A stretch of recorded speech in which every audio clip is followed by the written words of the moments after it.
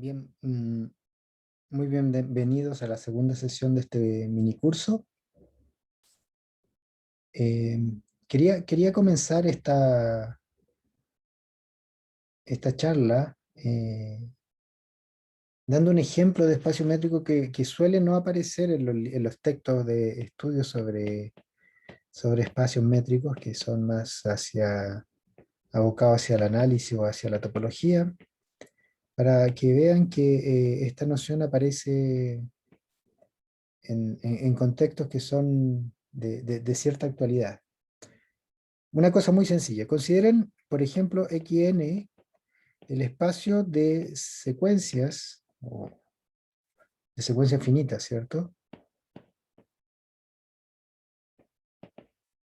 De 0 y 1. Digamos, n entradas, por eso está el subíndice n, que son ceros o unos. Y digamos que si tiene una secuencia alfa i y una secuencia beta i, ¿cierto? Donde el i va entre 1 y n. Uno puede definir la distancia entre alfa i y beta i como siendo igual la cardinalidad de las entradas que son diferentes. Y uno eventualmente podría normalizar esta distancia, porque aquí el máximo de la distancia es igual a n, ¿cierto? Dos secuencias que difieren en cada entrada van a estar a distancia n. Uno podría, por ejemplo, dividir por n y así obtener un espacio métrico de diámetro 1, ¿cierto? Pero en fin, esto ha sido considerado o es conocido como la métrica de Hamming, a veces con la normalización, a veces no. Y bueno, tiene un interés natural, ¿cierto?, en el ámbito de la computación, de la teoría de información, porque simplemente estamos haciendo entrar secuencias binarias y que uno puede interpretar como información, ¿cierto? Como la información que se le entrega a un computador. Ustedes pueden verificar que satisface todas las propiedades de una métrica, la distancia es 0 si, solo si las secuencias son las mismas, y es simétrica, eso es más o menos evidente, y la desigualdad triangular es bonito escribirla. Y hay ciertas variaciones que tienen distintos nombres, por ejemplo, están las variaciones de Levenshtein y también de Damerau, etcétera, que consideran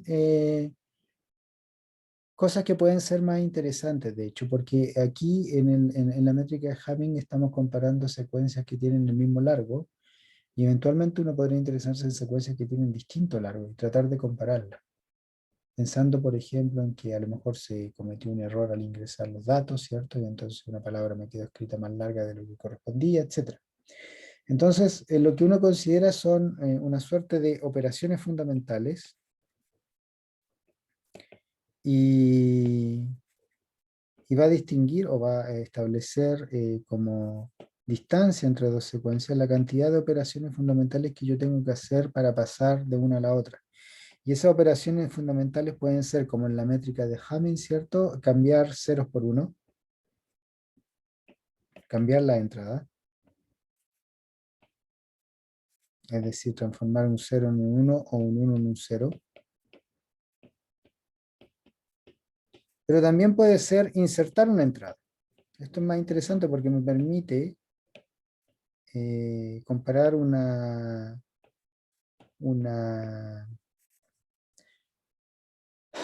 secuencia de longitud n con una secuencia de longitud n más 1. Puede ser que sea exactamente la misma, salvo que en algún momento metí en alguna parte una entrada extra en la secuencia de n más 1. Entonces, en ese caso, si era todo lo mismo, salvo que yo puse entre medio algo, la distancia sería igual a 1. También puede ser, voy a escribirlo acá, o borrar una entrada. Y lo otro, otra operación fundamental, bueno, esto es lo que se considera, creo que en la métrica de Levenshtein, y la de Damerau también se puede considerar intercambiar entradas. Intercambiar dos entradas vecinas, por ejemplo. Es decir, donde Yo iba escribiendo las cosas y en vez de escribir lo que tenía que escribir y luego lo que venía, me equivoqué y escribí lo segundo primero y lo primero segundo. Ujú. Y son bonitos ejercicios. Probar que con estas definiciones que yo estoy dando de manera un poco coloquial, uno obtiene efectivamente espacios métricos de sucesiones, ¿cierto? De largo finito, pero arbitrario, en el caso en que se consideren todas las operaciones fundamentales. Y, y son, insisto, son espacios métricos que aparecen en la práctica, en la vida diaria, en el mundo de hoy en día, ¿cierto? No solo en el ambiente computacional o informático, también en genética, ¿no? Al final de cuentas, los códigos genéticos corresponden a secuencias, ¿cierto? No, en este caso no de 2 dígitos, sino esencialmente de 4 dígitos, de acuerdo a las moléculas que están interviniendo, ¿cierto? Y, y bueno, este tipo de nociones son sumamente importantes en ese ámbito. Ujú. En fin, la clase de hoy está abocada a probar un teorema, que es un teorema fundamental. Pero antes de hacerlo, voy a recordar un teorema elemental que probamos en la clase pasada, y luego voy a ir a ese teorema fundamental que es de Jean Bourgain. El teorema de Fréchet. El teorema de Fréchet dice que si X es finito, entonces X se incrusta en un espacio, en una métrica al infinito. De hecho, X se incrusta en R a la N con la métrica el infinito, ¿cierto? Donde N es igual a la cardinalidad de X. Uno puede escribir en lugar de R a la N, como, lo puede escribir como R a la X. Ajá. Ok. Esencialmente lo mismo. Ok, y si recuerdan, esto era muy sencilla la demostración. Yo tomaba una numeración de los puntos de X, X1, X2, hasta Xn, y a cada punto de... Y luego, bueno, y esta incrustación es isométrica, perdón, isométrica. Ajá. En el ámbito de incrustación isométrica, no con distorsión. Entonces yo voy a mandar X en R a la X, ¿cierto? Con la métrica al infinito, ¿no? Que acostumbrarse un poquito a esa notación, pero una notación natural, digamos, en vez de escribir R a la N, pero si no les gusta o si no le sienten el sabor, pueden seguir pensando simplemente que es un R a la N.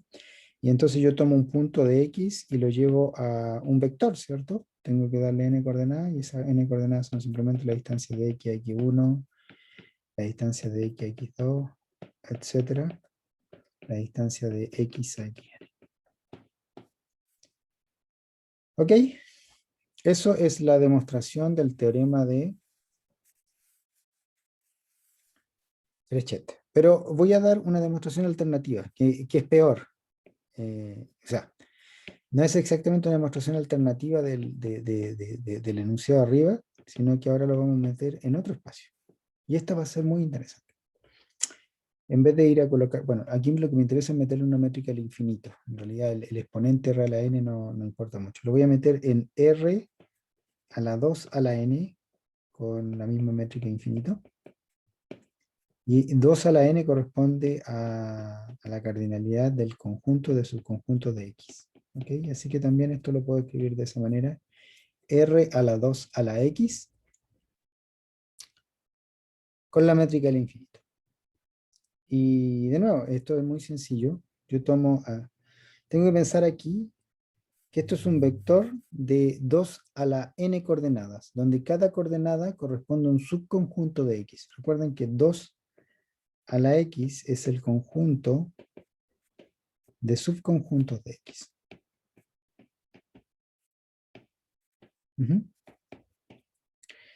Entonces es un vector cuyas entradas están indexadas por los distintos subconjuntos de X. Y por lo tanto, si yo quiero definir la imagen de un X, tengo que definir, dado un subconjunto de X, cuál va a ser la entrada en ese índice, en el índice que corresponde a ese subconjunto.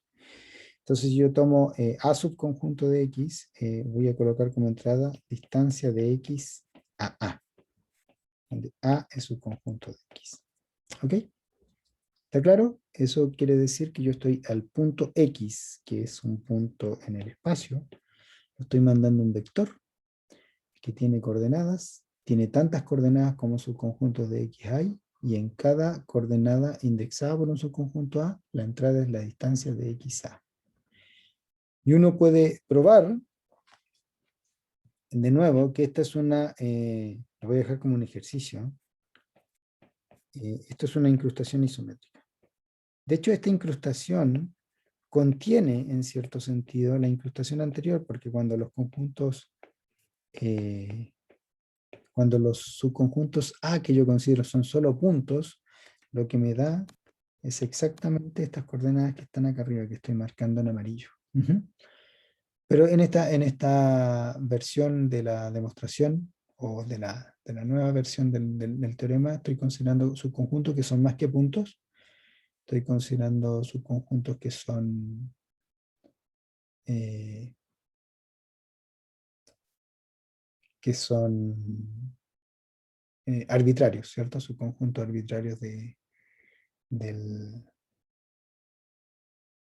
eh, del conjunto X. Bueno, hay una pequeña salvedad allí, es mejor evitar el conjunto vacío, entonces preferentemente no lo llevaría a R a la 2 a la n, sino a R a la 2 a la n menos 1 quizás, que la distancia de un punto al vacío, en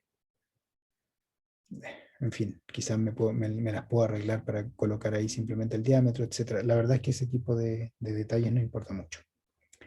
¿Ok? Pero esta idea es sumamente interesante, porque es una idea que se explota para tratar de cambiar algo que, que molesta un poco, que es el hecho de que estamos considerando métricas el infinito, y las métricas del infinito no son muy buenas en la práctica, son métricas difíciles de manipular, de hecho difíciles de visualizar, de entender exactamente qué quieren decir. Y uno tiene la mente más euclidiana, ¿cierto? Uno le gustaría tener una métrica euclidiana, una métrica L2. Y,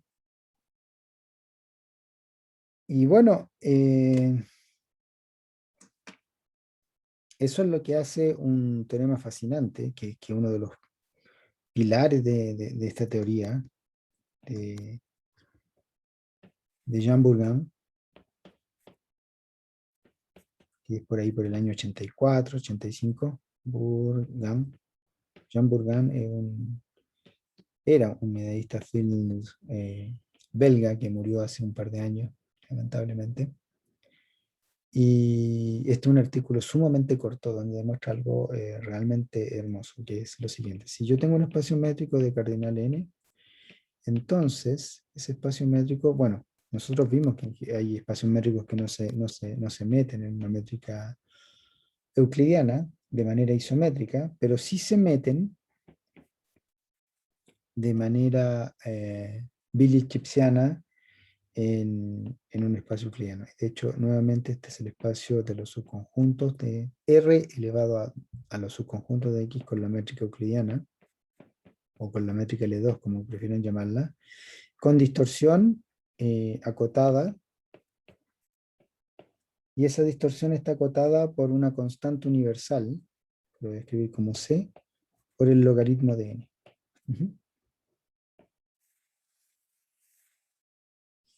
Cualquier espacio métrico de n puntos, hay una manera de visualizarlo en un espacio euclidiano con una cantidad alta quizás de coordenadas, pero lo importante es que es un espacio euclidiano, un espacio para el cual nuestra percepción está bien configurada, y la distorsión no es muy grande, es mucho menor que n, es del orden del logaritmo de n. De hecho, bueno, puedo decir dos cosas. Primero, que esta estimativa que haya una distorsión a lo más logaritmo de n es óptima. Hay espacios métricos malos, malísimos, que yo no lo puedo meter con distorsión esencialmente mejor que el logaritmo de n. Eso es otra historia, también ya está presente en el trabajo de Bourgain, pero es una historia un poco paralelas, ¿cierto? Encontrar estos espacios métricos son bastante especiales que no se meten muy bien en el espacio euclidiano. Y lo otro es que, bueno, estamos yendo hacia cierta dimensión que todavía es alta, pero hay toda una escuela, de hecho, una teoría en esto que consiste en tratar de, una vez que tenemos nuestro espacio en una dimensión dada, tratar de bajar esa dimensión sin agregar mucha distorsión. Eso también es importante. Hay un lema entre los autores está Lindenstrauss, que es el padre del Lindenstrauss que ganó la medalla Fields en 2010, que hay un lema general de reducción de dimensión, es decir, yo estoy mandando los datos o el espacio métrico en un espacio R a la n, con n mayúscula muy grande, y trato de bajar ese n sin agregar demasiada dimensión. Pero en fin, concentrémonos en el teorema de Bourgain, porque la demostración es realmente maravillosa y realmente elemental, la vamos a ver completa. Y la idea de la demostración es muy parecida a la idea de la demostración alternativa del teorema de Frechet, del teorema de Frechet débil. Bueno, estamos diciendo, se me incrusta en el espacio en R elevado a los subconjuntos de X, ¿cierto? Entonces yo tengo que tomar un X y enviar eso a un vector cuyas entradas están indexadas por los subconjuntos de X. Es decir, para todo subconjunto A de X tengo que crear una entrada. En el caso de Frechet era la distancia de X a A, ¿cierto? Bueno, si A es el conjunto vacío, no nos hagamos mucho problema. Pensemos que esa distancia es el diámetro. Eso va a desaparecer en la demostración que vamos a proponer, para no hacernos mucho problema de tener que reducir en 1, etc. No importa. Pero esto lo vamos a ponderar por un cierto número que le voy a colocar de esta manera, en forma de raíz, para que después la raíz, cuando tomamos los cuadrados, desaparezca. Una raíz del alfa A. Simplemente eso. Y ya les voy a decir quién es alfa A. Pero la demostración es muy explícita. Dice, para un alfa A preciso,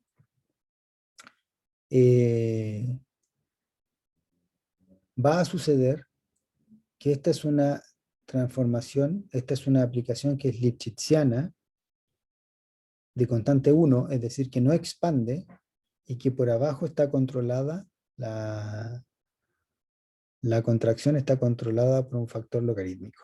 Miren, vamos a hacer una parte. La no expansión.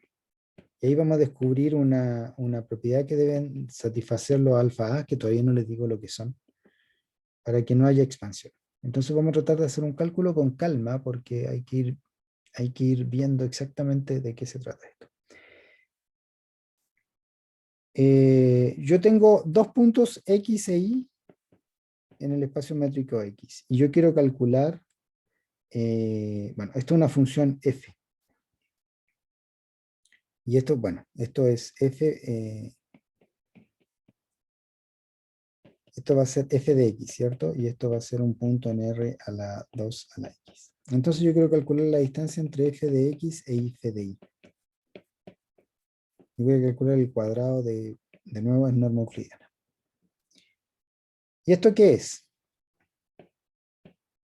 Es sumar a lo largo de A, de los subconjuntos de X, que son los índices de mis vectores, la entrada, es decir, la distancia de X a A,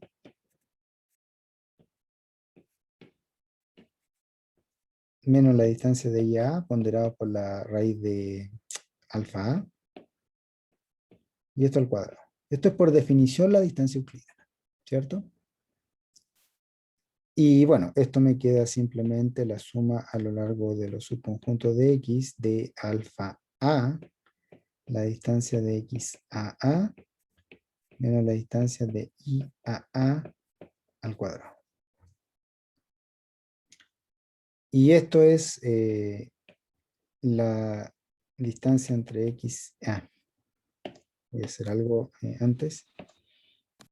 La función distancia a un conjunto satisface la desigualdad triangular.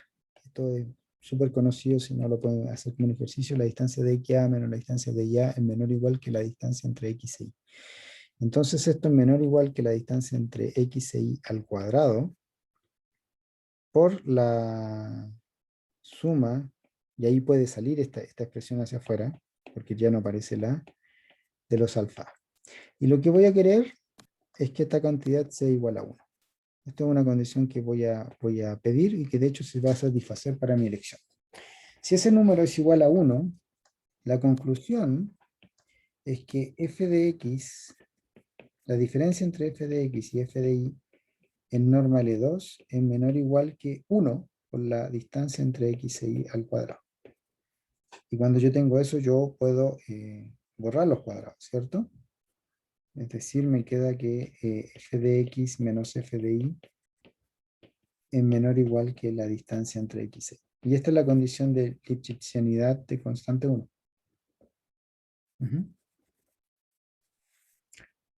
¿Ok? Que es una bonita condición.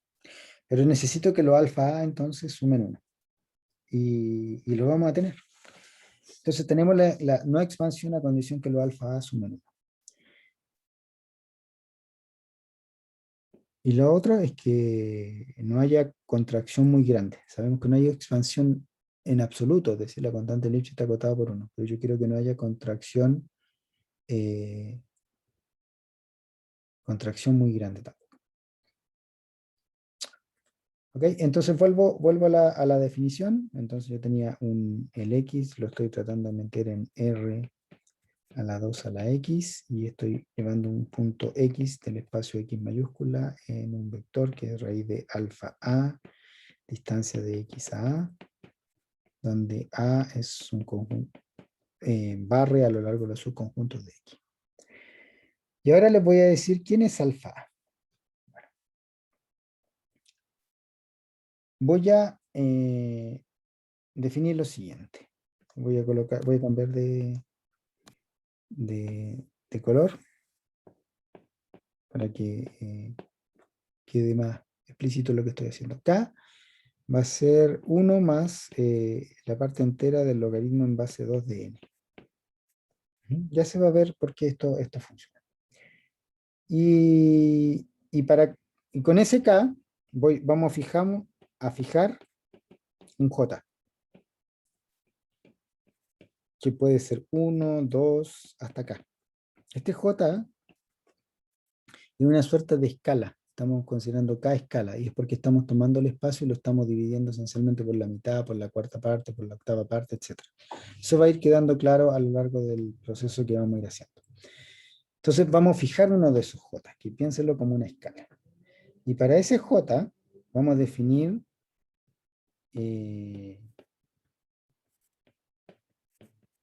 definirle un peso a la pi j de a. Va a ser, por definición, 1 dividido por 2 a la j. Voy a explicar pronto en qué consiste esto.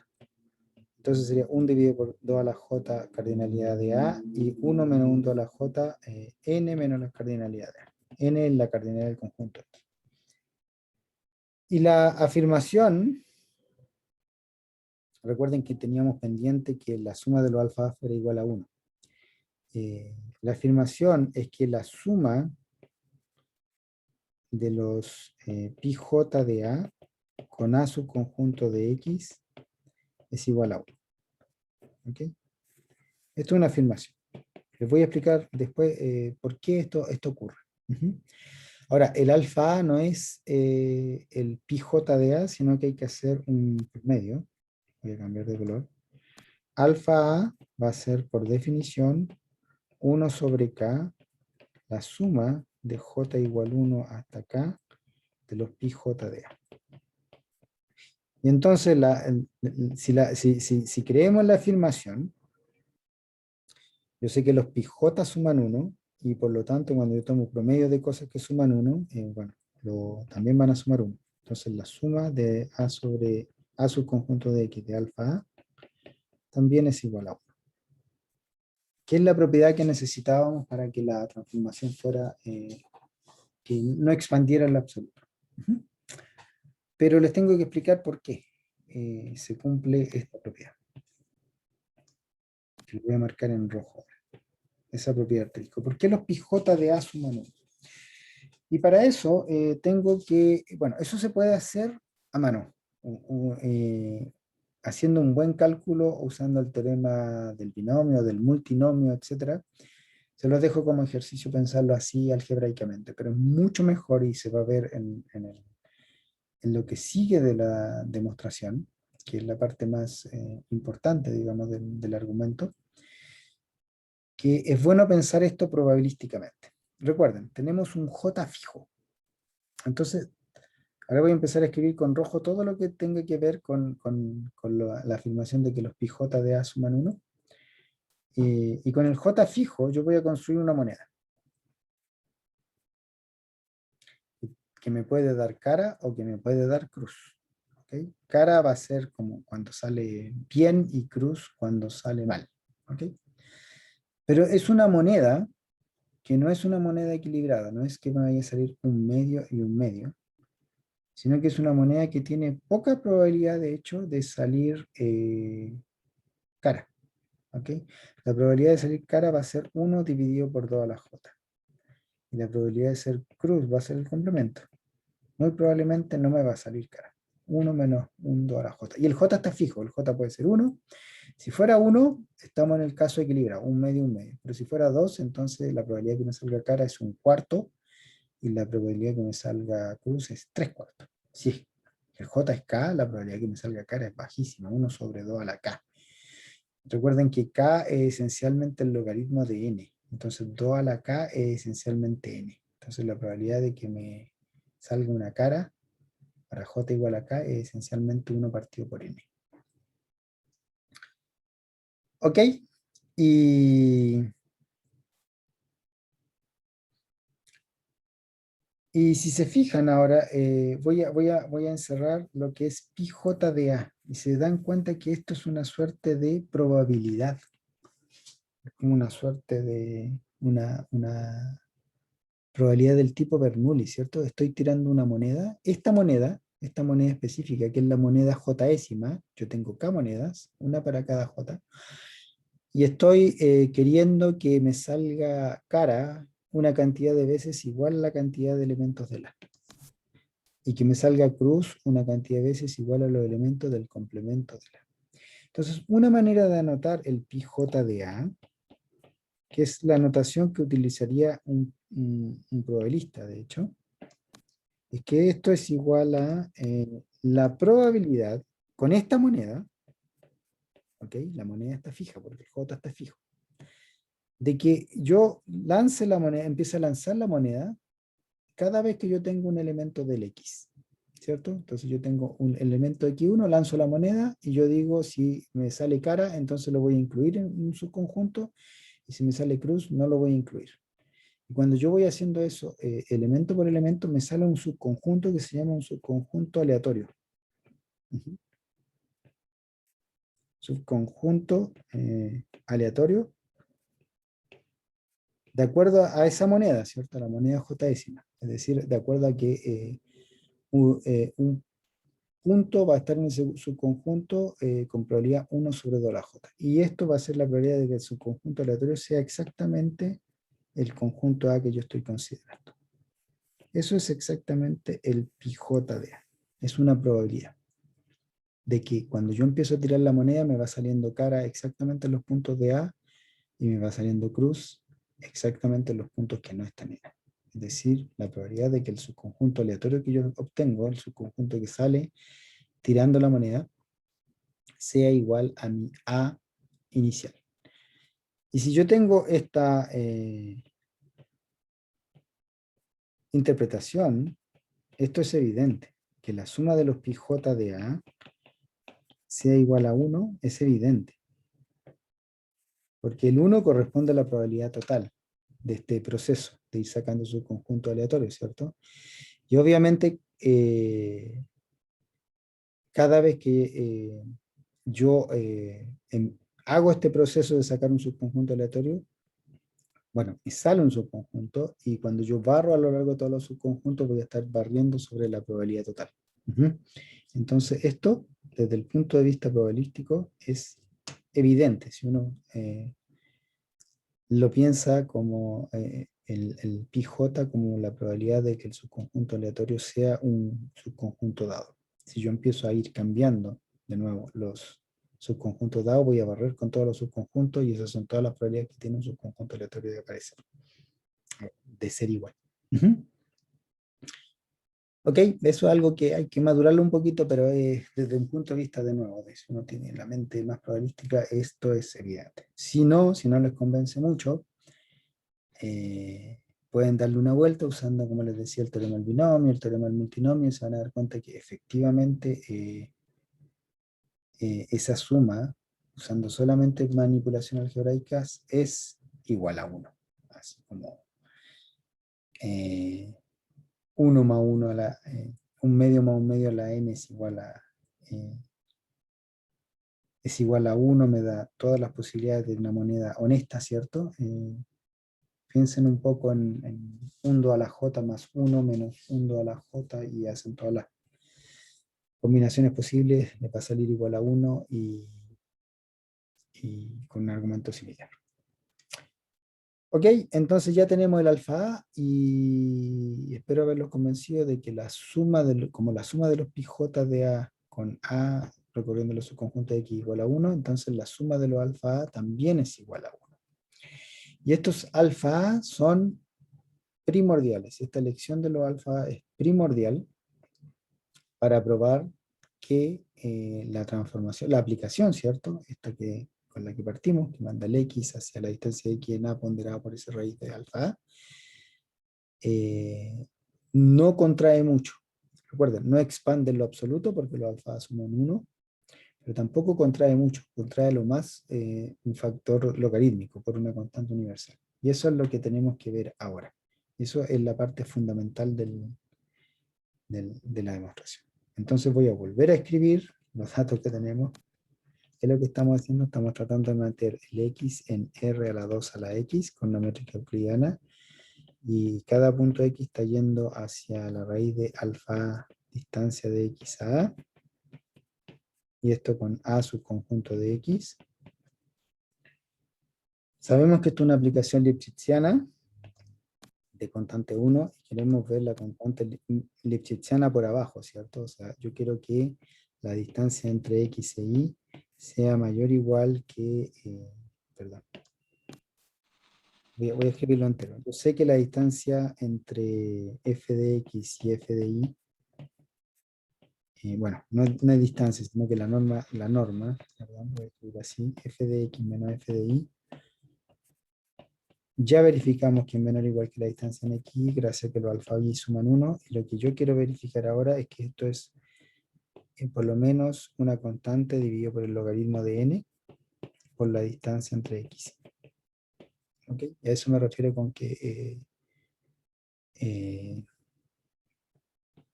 la transformación no contrae mucho. La función f no contrae mucho. Recuerden, esto es f de x.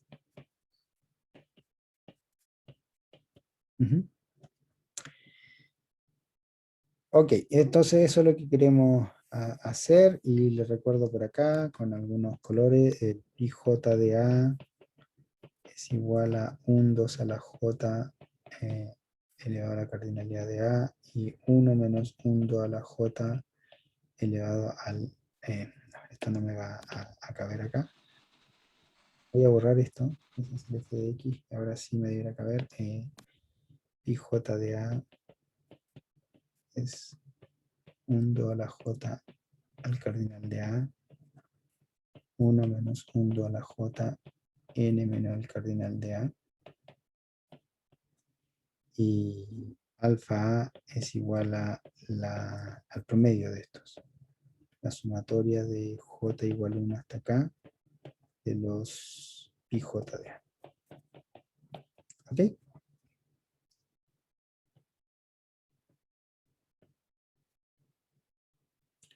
Y nos está quedando la estimación por abajo, ¿cierto? Esta que estoy subrayando en rojo.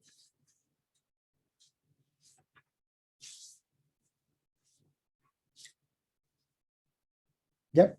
Y bueno, para proceder a eso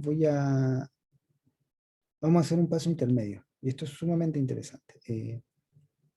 A lo mejor se está perdiendo un poco la idea acá. Lo que estamos haciendo es lo siguiente. Los puntos X e Y en mi espacio métrico pueden estar muy cerca o pueden estar muy lejos. ¿Ah? Y yo tengo que obtener una estimación independientemente si están cerca o están lejos. Ajá, para el f de x y f de y. Y lo que esta transformación está haciendo es que con los j es que va mirando las distintas escalas de mi conjunto X y en alguna escala el, el índice j detecta la distancia entre X y Y. Eso es lo que va a ir sucediendo. Bueno, en términos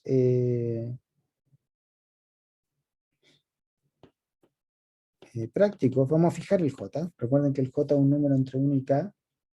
Y vamos a definir dos cosas. El RJ entre X e Y va a ser el menor R, el menor radio, tal que la bola de centro X y radio R tiene, la bola cerrada, tiene por lo menos 2 a la J puntos, y la bola cerrada de centro Y y radio R tiene por lo menos 2 a la J puntos. ¿Ok? El menor radio en que las bolas en torno a los 2 puntos tienen por lo menos 2 a la J puntos. Y bueno, hay que hacer una pequeña modificación un poco técnica, pero que es realmente necesaria, que el R tilde va a ser el mínimo entre el R y la distancia entre X y cualquier número mayor, dividido por cualquier número mayor que 2. Le vamos a poner 3. Ya. Esto funciona. Ok, la distancia, si es el mínimo entre ellos, entonces eso va a ser el RJ tilde. Y ahí hay una afirmación que es fundamental. Y esto va a ser el último argumento de la demostración. Y la afirmación es que la probabilidad, recuerden que estamos en la probabilidad en este proceso de ir tirando la moneda. Es decir, si uno lo piensa como espacio probabilidad, mi espacio probabilidad es el conjunto de subconjuntos de X, donde cada subconjunto aparece con esa probabilidad, cada subconjunto A aparece con probabilidad pi j de A. Entonces esta es la probabilidad de que la distancia de X a A menos, o a J mejor, podemos pensar como que el subconjunto aleatorio del proceso con la moneda J, menos la distancia entre I y a J, sea mayor o igual a RJ tilde de XY menos RJ tilde, R menos J menos 1 tilde de XY, es mayor o igual que una constante universal. Y de hecho les voy a dejar como ejercicio calcular esa constante o estimar esa constante. Pero esta es la afirmación central. ¿Ok? Existe una constante universal tal que esta probabilidad extraña acá es mayor o igual que una constante. ¿Ok? Ahora, voy a posponer la prueba de esto porque es un poco, es la parte técnica del final, pero les voy a tratar de explicar por qué esta afirmación permite concluir la demostración. ¿Ya? Eso lo voy a hacer en la slide siguiente. Entonces, recuerden, lo que estamos asumiendo es que la probabilidad en el proceso de tirar la moneda j décima de que de este evento, que la distancia de x a un aleatorio, un subconjunto aleatorio con esta moneda j décima, menos la distancia entre y este aleatorio, sea mayor o igual a rj tilde de xy, perdón, eso pasa por escribir muy rápido, muy arriba en la pantalla, menos rj menos 1 tilde de xy, esto es mayor o igual que una constante universal. ¿Ok? O sea, estoy mirando todos los A sub j, y para muchos, o para una cantidad no despreciable, ¿cierto? Uniformemente no despreciable de A sub j aleatorio, la diferencia de distancia se da a ese nivel, rj tilde menos rj menos 1 tilde. Recuerden, el RJ tilde es esencialmente el RJ, que era el mínimo radio que yo necesito para que en bolas en torno a los dos puntos X e Y hayan por lo menos todas las J elementos. Ya, supongamos que esto sea verdad. Después vamos a ir a esto y vamos a ver en la verificación de esta desigualdad qué es lo que está pasando esencialmente. Y van a quedar muy sorprendidos que un argumento tan elemental funcione. Yo quiero calcular la distancia entre f de x y f de y, es decir, la norma de la diferencia al cuadrado, y quiero estimarla por abajo. Bueno, esto es la suma sobre los subconjuntos de A, ¿cierto? Bueno, esto ya lo escribimos, del alfa A, distancia de X a A, menos distancia de Y a A, al cuadrado. ¿Ok? Eso ya lo escribimos, y luego esto yo lo voy a escribir como lo que corresponde a al alfa A y voy a lanzar cosas hacia afuera. Esto sería la sumatoria, perdón, esto no es sumatoria en K, sino que es sumatoria de J igual 1 a K, y luego la sumatoria de A subconjunto de X de pi J de A por la distancia de X a A menos la distancia de Y a A al cuadrado. Ok, y ahora aquí es sumamente importante tener claridad del lenguaje algebraico que estamos haciendo. Esta es la distancia, el pi j de A, ¿se acuerdan que era una probabilidad? La probabilidad de que el conjunto aleatorio sea igual a A, con este proceso, la moneda j décima. Entonces bueno, estoy tomando una función, ¿cierto? Que es la distancia de x a menos la distancia de y a, y la estoy ponderando por la probabilidad. La diferencia de la distancia al cuadrado ponderada por la probabilidad. Eso por definición es una esperanza. Esto es la esperanza de acuerdo al proceso de la moneda j décima. Entonces lo voy a escribir así: de la función distancia entre x y a menos la distancia entre y a. ¿Okay? Al cuadrado. Es una esperanza. ¿Ok? Y por la afirmación, que la voy a escribir acá, la voy a encerrar en rojo para especificar que esto todavía no lo probamos, y esto va a ser la parte final de la demostración. Esto todavía no lo probamos, pero gracias a la afirmación, yo calculo la esperanza. Bueno, en todos los subconjuntos aleatorios hay una proporción no menor de subconjuntos aleatorios donde se produce la desigualdad. Entonces esto es mayor o igual que 1 sobre k.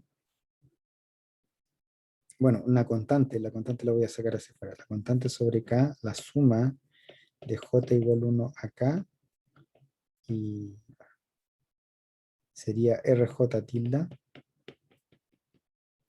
menos rj menos 1 tilde de x.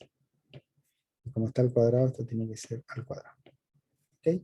Entonces la distancia menos la distancia es por lo menos rj tilde menos rj menos 1 tilde en una proporción universal, y por lo tanto la esperanza es por lo menos esa diferencia de cuadrado en una proporción universal.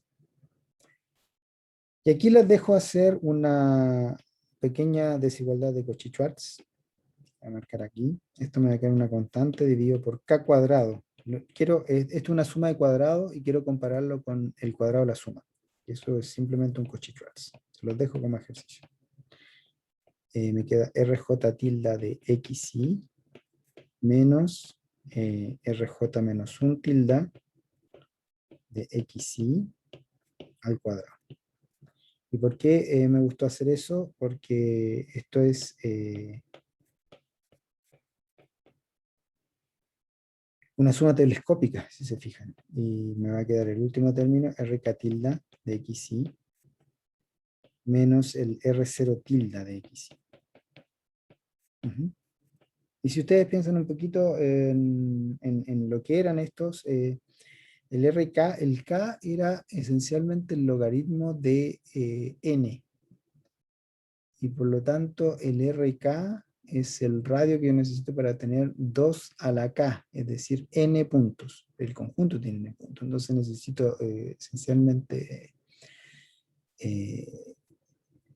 cubrir todo, pero el R tilde correspondía a una versión truncada del R, y bueno, aquí ustedes lo miran hacia atrás, esto les queda la distancia entre X y partido por 3, creo que he puesto como división. Y el R0 es fácil darse cuenta que es 0. El R0 tilde porque yo en una bola de radio 0 ya tengo un punto, es decir, 2 a la 0 puntos. ¿Ok? Entonces eso es 0.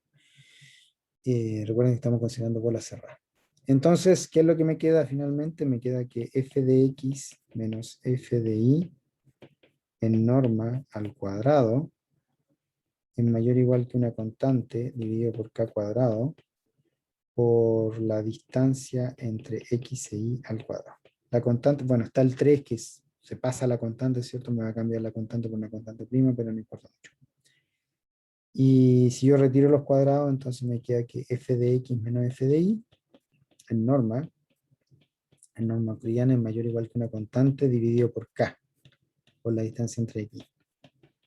Y recuerden, por otra parte, que el k es esencialmente el logaritmo de n. ¿Recuerdan eso? El logaritmo en base 2 de n. Y ahí está la estimación. Que f de x menos f de y es por lo menos una constante dividido por logaritmo de n por la distancia de x. Es decir, f está separando los puntos. Puede que los contraiga un poco, pero no los contrae más que logarítmicamente. Entonces nos está quedando probar lo que está en el cuadro rojo arriba. Esa desigualdad extraña. ¿Por qué la probabilidad de que la diferencia de distancias de x y a un conjunto aleatorio es uniformemente acotado con una constante? La probabilidad de que esa diferencia sea mayor o igual que la diferencia de RJ, porque está minorada por una constante universal. Y esto es algo bien concreto y lo vamos a hacer con un dibujo. Entonces nosotros ocupamos eso algebraicamente en la comprobación de la desigualdad, pero ahora voy a reescribirlo. Es la probabilidad de que la distancia entre x y un subconjunto aleatorio menos la distancia entre y un subconjunto aleatorio sea igual a mayor o igual que RJ tilde menos RJ menos 1 tilde, sea mayor o igual que una constante universal.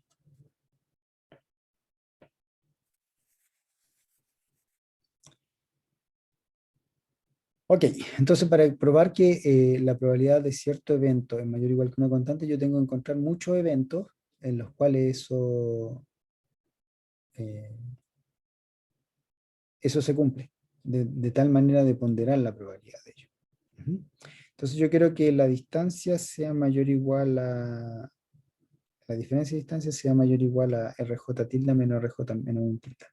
Un ejemplo, un caso en que ocurre, y la verdad es que no necesito más casos que esto, es que el AJ, que es el subconjunto aleatorio que me aparezca, sea tal que el AJ no intersecte la bola de centro X y radio RJ. RJ tilde, no lo voy a escribir RJ tilde de aquí para no gastar mucho espacio, que no lo intersecte, pero que el AJ sí intersecte la bola de centro I y radio RJ menos 1 tilde. ¿Ya? Voy a hacer un dibujo para que esto quede claro. En primer lugar, gracias a la truncación de los RJ tilde, si yo hago la bola y yo estoy en X y estoy perdón, está bien la figura, pero debería ser una bola más chica porque va a ser más chico el radio. Si yo tomo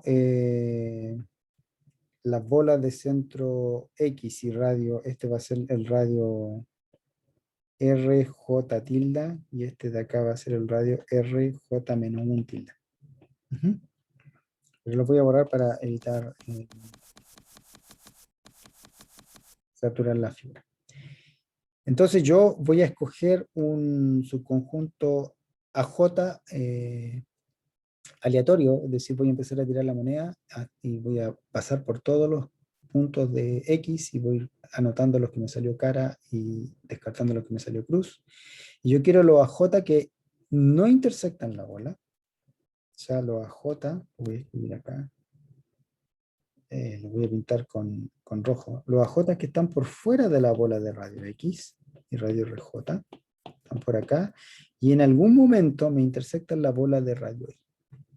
Yo quiero que una J haga eso. Si yo tengo eso, entonces la distancia de X a J es por lo menos el radio de esto, que es RJ. RJ tilde, estamos con los radios tilde. Y la distancia de I a J tilde es a lo más el radio de esto, porque aquí adentro se encontró con un punto. Entonces se cumple la desigualdad, que la distancia de X a J menos distancia de Y a J es mayor o igual que el RJ tilde, porque la distancia de X a J es por lo menos RJ tilde, menos RJ menos un tilde, porque la distancia de Y a J es a lo más RJ menos un tilde. Entonces esto es un buen evento. Un buen evento, es decir, es un conjunto aleatorio AJ que no me hace aparecer nada dentro de la bola de centro X radio RJ, tilde, y me hace aparecer algo dentro de la bola de centro Y y radio RJ menos un tilde. Y tengo que calcular, de nuevo, esto me implica que la distancia de X a J es mayor o igual que RJ tilde, y esto de acá me implica que la distancia entre I y AJ es menor o igual que RJ menos un tilde, y por lo tanto la distancia entre X y AJ menos la distancia entre I y AJ es mayor o igual que el RJ tilde menos el RJ menos un tilde, y estamos felices. Se cumple lo que, el suceso para el cual yo quiero medir la probabilidad, o por lo menos minorarla. Y la pregunta es, ¿cuántas veces se cumple eso? ¿Con qué probabilidad se cumple eso cuando yo saco un subconjunto aleatorio? Bueno, para ver la probabilidad, yo lo que tengo que hacer es tomar un subconjunto aleatorio y exigirle, porque eso es lo que estoy planteando como condición, que no me toque ningún punto de la bola de centro X y radio RJ tilde. Entonces la probabilidad de este evento, que se refiere a esto, que es un evento que implica la desigualdad de arriba, la probabilidad de ese evento es que dentro de los puntos de la bola de centro X y radio RJ, me salgan solamente, cuando yo lanzo la moneda para esos puntos, me salgan solamente cruces. Y la probabilidad de una cruz es 1 menos 1 2 a la J. ¿Cierto? Que no haya ninguno. Y que por otra parte, y esto es sumamente importante, esas dos bolas, por la condición de truncatura que nosotros hicimos en la RJ, son dos bolas disjuntas. Es allí donde se utiliza esa propiedad. Y por lo tanto yo puedo entender esos dos procesos, esos dos fenómenos, que el AJ no intersecta en la bola de centro X y que sí intersecta en la bola de centro Y, como dos eventos independientes. Por lo tanto voy a multiplicar las probabilidades. Y yo quiero que en esa bola de centro Y haya por lo menos un punto. Eso es lo que está marcado aquí. Haya por lo menos un punto. Es decir, que no se cumpla el caso malo en que no hay ningún punto. Cuando no hay ningún punto es de probabilidad 1 menos 1 2 a la J elevado a la cantidad de puntos que hay, que el complemento es 1 menos eso.